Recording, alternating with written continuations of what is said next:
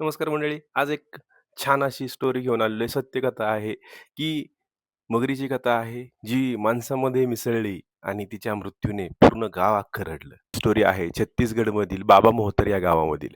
त्या गावामध्ये एक तलाव होता आणि त्या तलावामध्ये एक मगर राहत होती. ती मगर इतकी मांसाळलेली होती. तलावाच्या बाहेर यायची, लोकांच्या घरी जायची, डाळ-भात खायची.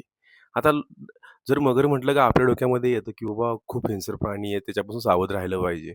पण हे जी मगर होती, ही तलावाच्या बाहेर यायची, लोकांमध्ये मिसळली होती. बाहेर आल्यानंतर लोकं घाबरत नव्हती. उलट म्हणायची, "ए गंगाराम आला, त्याला थोडं डाळ-भात खायला द्या."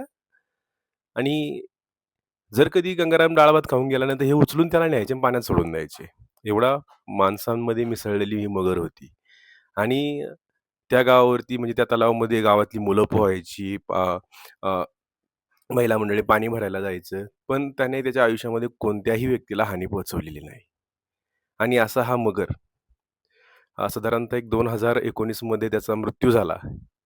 त्याच्या मृत्यूने गावाला एवढं दुःख झालं का संपूर्ण गाव रडलं, गंगाराम.